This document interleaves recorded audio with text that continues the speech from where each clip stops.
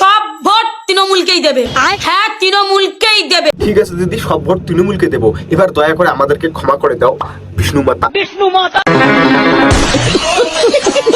তো প্রথমে বলে দিই, আমি কোনো পার্টিকে সাপোর্টও করছি না, আর আমি কোনো পার্টির দালালও না। কথা কি ক্লিয়ার না ভেজাল আছে? তো কয়েকদিন ধরে সোশ্যাল মিডিয়া দেখতেছি একটা মেয়ে নিজেকে অনেক বড় হনুমান ভাবতেছে, আমাদের দেশের প্রধানমন্ত্রীকে নিয়ে যা না তাই মন্তব্য করতেছে।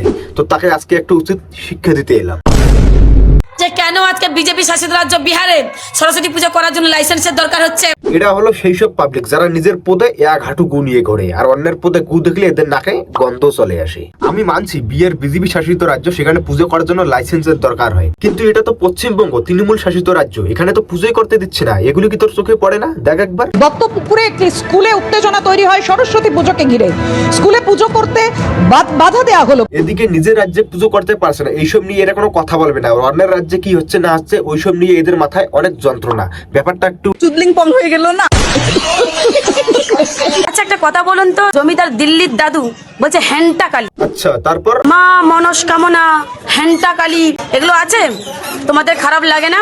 না, খারাপ লাগে না। আর মোদিজি যেটা বলেছে সেটা ঠিকই বলেছে। মা হ্যান্টাকালী বলেছে, সেই মন্দিরটাও আছে, আর মা মনস্কামনা বলেছে, সেই মন্দিরটাও আছে। এবার তুই আমাকে একটা কথা বল, তুই বিষ্ণু মাতার মন্দিরটা একটু আমাকে দেখাতো। প্লিজ আমাকে ক্ষমা করে দাও।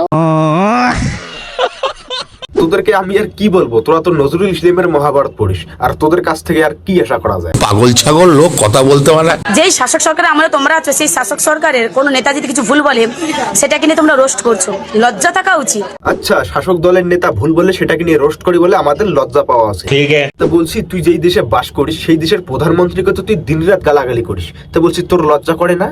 কান কাটা মেয়ে ছেলে। আর যেখানে দিল্লির পার্লামেন্ট থেকে বাংলার মনীষীকে গালিগালাজ করা হয়। বলছি তুই কি হালকা করে মেন্টাল চোদা আছিস নাকি? তুই কি বলছিস তুই নিজেও জানিস? দিল্লির কোন পার্লামেন্ট থেকে মনীষীদের গালাগালি করা হয়েছে? শুধু দাদা বলেছে। আর দাদাটা কবে থেকে গালাগালি হলো? আফগান্টু মেয়ে ছেলে। একটা কথা বলছে শুনে কোন, এখনো সময় আছে, পরিবর্তন হয়ে যান। হ্যাঁ দিদি, পরিবর্তন তো হতেই হবে 2026-এ। জয় শ্রীরাম। হ্যাঁ, আমি চ্যালেঞ্জ করে এই ভিডিওতে বলছি, দেশের প্রধানমন্ত্রী বাংলাতে এসে হ্যান্টা কালী বলে সরাসরি সনাতন ধর্মের দেবতাকে অপমান করে গেছে। হ্যাঁ, হ্যান্টাকালী বলে আমাদের দেব দেবীদের অপমান করে ফেলেছে। আর এদিকে আমাদের রাজ্যের মুখ্যমন্ত্রী ভগবানের জেন্ডার চেঞ্জ করে দিচ্ছে, ঠাকুরের নামটাও ঠিক মতো নিতে পারছে না, রঘুচাঁদ গরুচাঁদ এইসব নিয়ে তো কোনো কথা বলবি না। চটিচাটা আমি দক্ষিণা কালী রয়েছে, চামুন্ডা কালী রয়েছে, মা রক্ষা কালী রয়েছে, শ্যামা কালী রয়েছে। কি বললি আরেকবার বল দেখি। শ্যামা কালী রয়েছে। এই তো হেগে ফেললি, অন্যের ভুল ধরতে বসেছিস, এদিকে নিজেই ভুল বললি। শ্যামা কালীকে শ্যামা কালী বলছিস, তোকে আর কি বলবো? ছাগল দিয়ে কি আর হাল বোয়া যায়?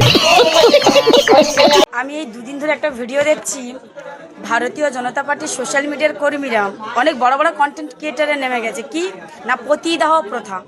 অর্থাৎ এই কথাটা কেন বলছেন না, আমাদের সাধারণ সম্পাদক কিছুদিন আগে একটা জনসভা করেছিলেন, সেখানে ভুলবশত মঞ্চে হেগে ফেলেছে। সেটাকে নিয়ে সোশ্যাল মিডিয়ার বাঁদর বাচ্চাগুলো, আচ্ছা, তোরা যখন ভুল করিস সেই ভুলটা নিয়ে কেউ কথা বলে তারা বাদরের বাচ্চা হয়ে যায়, আর যখন মানুষের ভুল নিয়ে তোরা কথা বলিস তখন তোরা কিসের বাচ্চা হয়? তো বন্ধুরা, আজকের ভিডিওটা কেমন লাগলো অবশ্যই কমেন্ট করে জানাবেন। আর ভিডিওটা যদি ভালো লেগে থাকে তাহলে বেশি বেশি করে শেয়ার করে দিবেন, যাতে এই ভিডিওটা ওই সিরিয়াল মেটার কাছে যায়। ততক্ষণের জন্য ভালো থাকবেন, ধন্যবাদ।